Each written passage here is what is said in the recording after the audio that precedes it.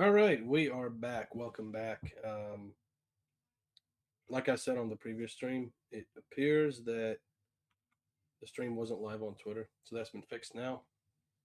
And essentially, this is of course not my match coverage anymore. This is the Driven Shot podcast. So welcome back. Um, Slowly but surely, I'm running out of words to describe what's going on with this team. To be completely honest with you, for those of you who haven't watched the game, Barca just took a 2-1 loss to Girona. Barca started off by scoring early into, I believe, the second half. In the 59th minute, Kubarthi headed it in off a cross by Jules Koundé. And literally less than 2 minutes later, Thomas Lemar responded for Girona, scoring a goal that was way too easy for Girona. A lot of perseverance on their part, but it was literally walked into the back of the net. And then 3 minutes before the 90, so 87th minute, Fran Beltran scored the winner. And it's getting to a point now where, just factually speaking, Barca find themselves second in La Liga now. That is the reality. Had they drawn this, they would have still been second. They needed a win to stay first. Real Madrid have picked up form following the appointment, the shock appointment of Alvaro Arbeloa. They have 5 wins on the bounce right now. One against Levante, one against Villarreal, one against Rayo, one against Valencia, one against Real Sociedad. In 4 of those 5 games, they've scored 2 goals. Against Real Sociedad, they scored 4.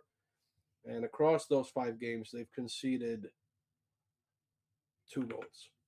So they are factually speaking, in terms of numbers, in a much better position than Barca are, and that's the truth. And is that the new manager bounce, whatever that is? Quite frankly, does not play a role in this. Barca have been nothing short of disappointing. Whether that's against Atleti, whether that's against Girona today, whether that's in their general play. A lot of people will talk about how, but key players are injured. Rafinha is injured, was injured. Pedri is injured. Gavi is injured. Rashford is injured. Again, Rafinha is back and did not look injured to me. He looked like he wasn't at his peak of his at the peak of his powers, as you'd expect from coming back from injury. But I don't think he played like an injured player. Lamine Yamal was just nullified as a threat completely in every single way. He tried some crosses, he tried some shots that were blocked, um, and obviously the other thing we have to talk about here is Barca's continuously relying on Lamine Yamal to break defenses, because at some point it's not going to work, and you're going to meet a team who is expecting that, like Girona today, like Atleti the other day, and it's just not going to work out. It's just not. And that's the truth. Barca have been completely shown up. Girona today, for me, 2-1, they should feel hard done by. And I feel like there is a pattern here, because I've been saying this for a long time throughout the season. You look at the stats, Barca have 27 shots, 4 on target. Do you understand how ridiculous that is? 27 shots and only 4 are on target, and you only managed to score once. Do you understand how ridiculous that is? Girona, meanwhile, had 13 shots and 9 on target. And if we look at someone like Joan Garcia, he made 7 saves, right? 7 saves that game. Gazaniga made 4 saves that game.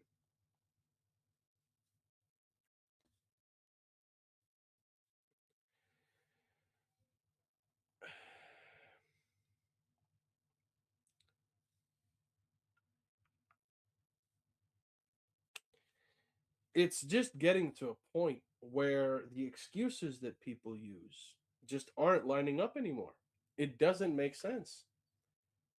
The presidential elections, sure, that can shake up a club a little bit. But at the end of the day, your players who are hired to go out there and do a job. Your players out there who are hired to win games like these. Girona now is not the Girona from 2 seasons ago.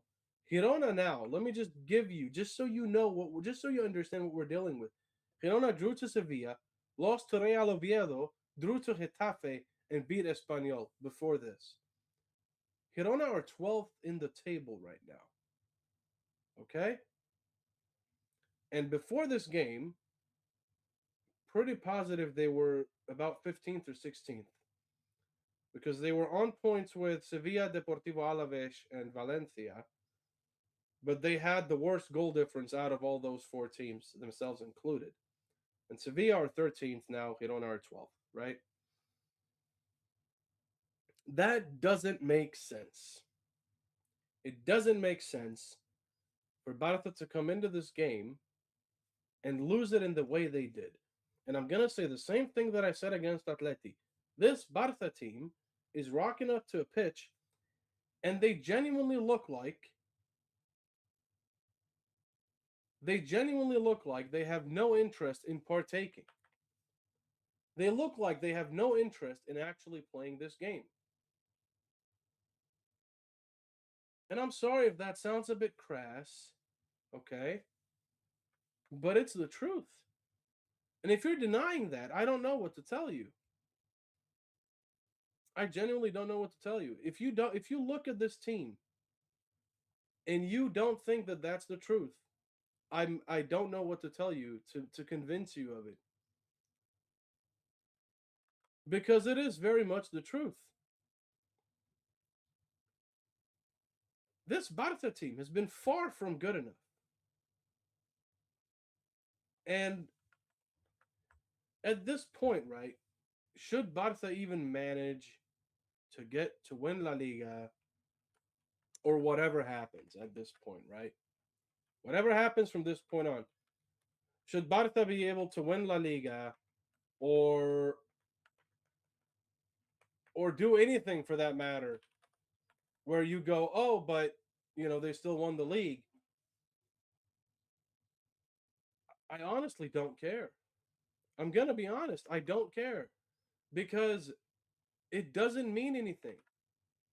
Even if you were to win La Liga this season, it doesn't mean anything because again, you've been absolutely abysmal. Throughout most of this season, Barca have been just subpar, right? And I know what you're thinking. You're thinking, oh, but what about that run of games Barca had where they played super well and they went back to being the best team that people have seen and all this, that, right? Fine. But if you can't sustain any sort of longevity with it, it means nothing. It means nothing if Barca were able to, get a couple of wins here or there. So what? So what? If you're not able to sustain the longevity, if you're not able to sustain that over the course of an entire season, even if Barca make it far in the Champions League now, you understand that it's still going to be a problem because it still is going to be a problem. It absolutely still is. So it's just getting to a point where we're running out of excuses because whatever is going on off the pitch, that's always going to happen. You're always going to have stuff that goes on off the pitch. You're always going to have problems that happen that you weren't expecting. You're always going to have players getting injured throughout the course of a season. You don't like your key players getting injured because you're overplaying them, then stop overplaying them. It's that simple. Do they get injured for other reasons? Yeah, that happens. That's fair. That's part of the game. You adapt, you adjust, you change, you overcome the challenge. Not to reference that cliche, but it's the truth. It's the truth, man. Barca today looked like the same Barca that we saw against Atleti. And you'd think that the game against Atleti would shake up this Barca team really and truly, because now they have to score 5 goals and concede zero to Atleti. They have to score five against Atleti. They have to concede zero to Atleti, who just dunked four on their heads a couple of days ago. Do you think that's possible? If you asked me before this game, I would have probably said maybe. Maybe there's a slither of a chance. But Barca playing against Girona like this on the bounce back game, I don't care what the conditions are on the pitch. I don't care what the conditions are in the stadium. Oh, but they're too hostile. They're supposed to be. They're supposed to be hostile. That's why it's called the home ground. Obviously, within the within the frame of the law, within the frame of what's reasonable, there's supposed to be hostility. It's supposed to be a hard ground to come to. Same thing with the Camp Nou. It's supposed to be a hard ground to come to. No one fears coming to the Camp Nou anymore. No one, not a single team, goes to the Camp Nou and thinks we're gonna get smoked now. They all think, oh, we have a chance, and that's true. They do. They do have a chance, more than a chance. At this point, with the way Barca are playing right now in this moment, I would bet you that even Real Oviedo, who people don't have that high up in their list, would be able to beat this Barca team. And that's the truth. The same thing goes for every team in La Liga. Every team in La Liga right now can beat this Barca team. The way they're playing, yeah, absolutely.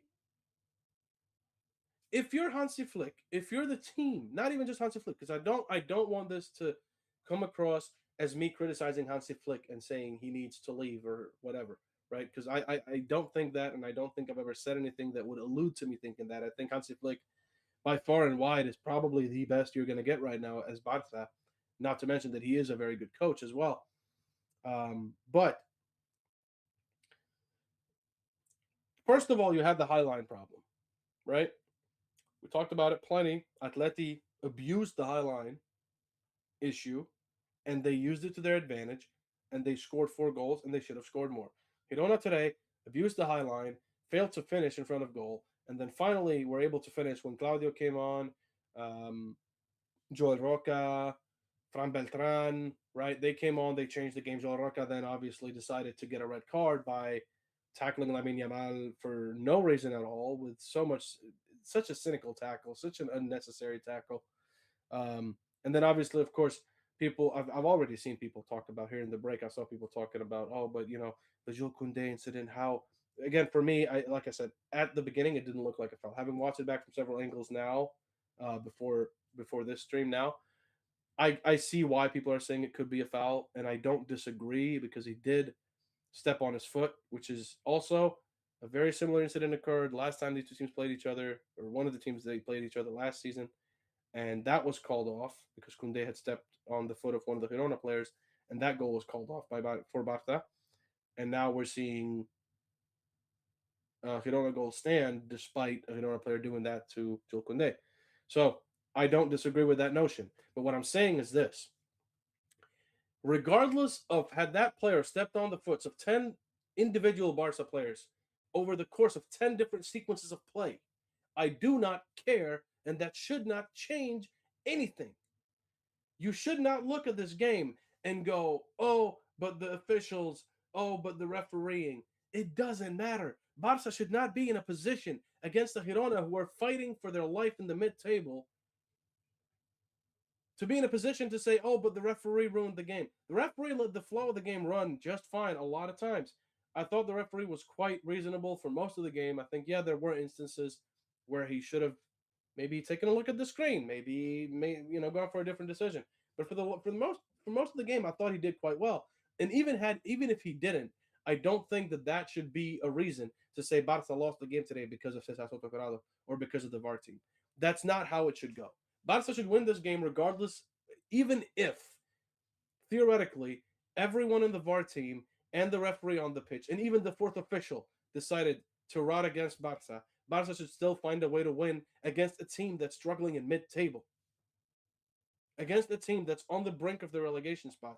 You should not be playing the way Barca did. Barca didn't even show up until the last 20 minutes of the game, which is the exact same thing that happened against Atleti. It is the exact carbon copy of what happened against Atleti. The exact same thing and the exact same result, the exact same outcome. Barca come into this game and they go, "Oh, we're gonna win this," and they play super slow, and either they concede super early or they don't concede early, but they're close to conceding, which is exactly what happened. And then Barca take their foot off the gas because they're like, "Oh, but we haven't conceded, all good," and then they'll just start playing it right, left, right, left, right, left. Oh, but look, we have 70% possession. Yes, but the other team has had more shots on target than you've had shots overall, and that's the truth of it. That's what it is. It's not good enough. There's no excuse to go out on a pitch and play the way Barca have.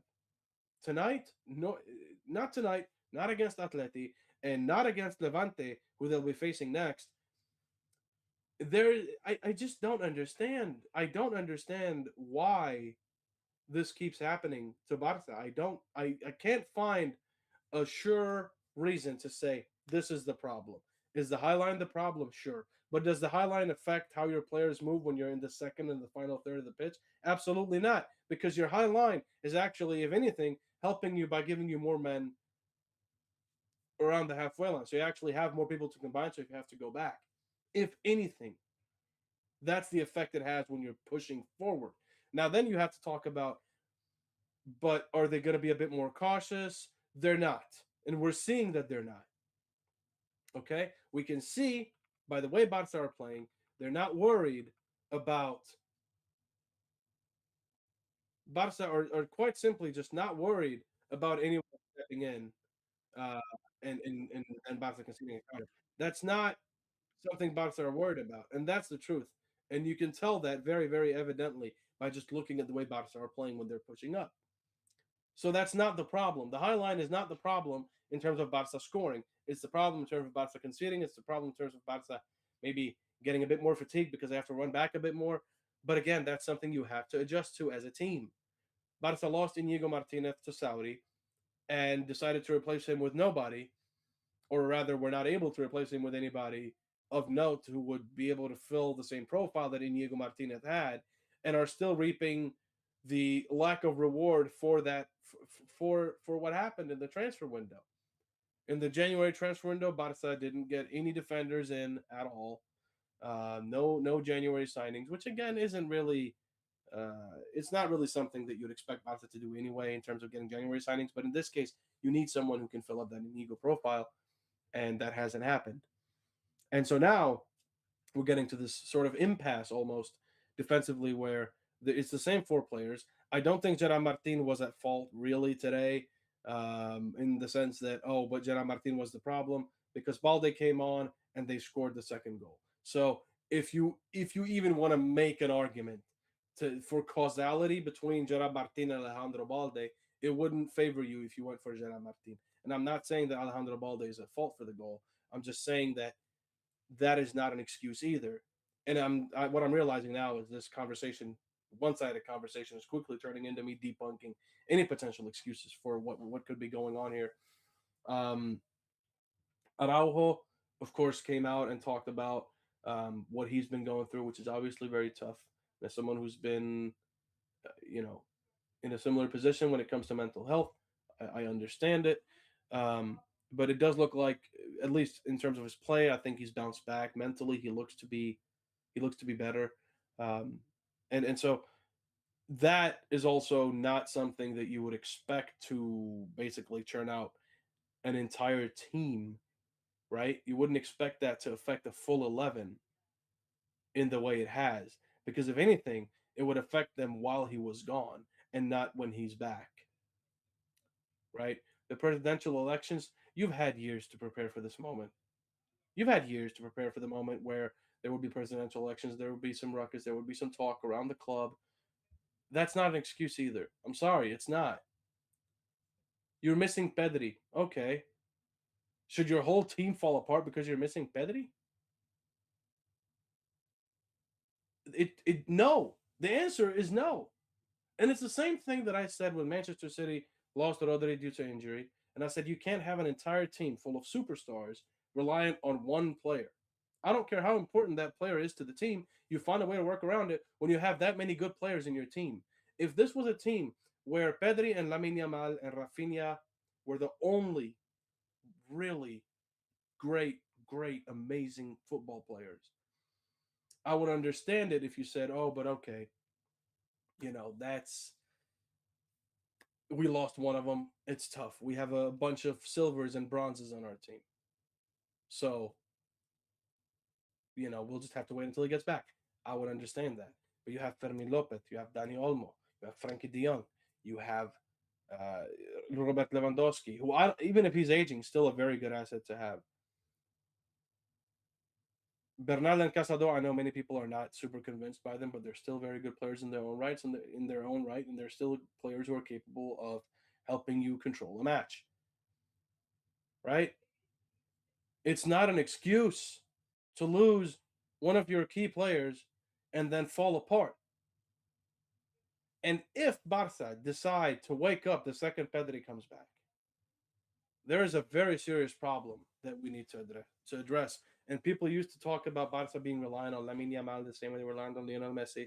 No, it looks like Barca are going to be more reliant on Pedri than they ever were on any other player in their history, which is ridiculous. Not because of the quality of Pedri, but because of the fact that now you have Pedri and you have a lot of other great, great, great players, world beaters, a lot of them proven on the big stage with their national teams. It shouldn't be an excuse. And honestly, there is no excuse for a game like this. It's just not good enough. I, through the fear of repeating myself too much, I think I'm going to cut it short here. Let me know what you think. Let me know if you think I'm being too harsh. Um, and next up is Barça v Levante.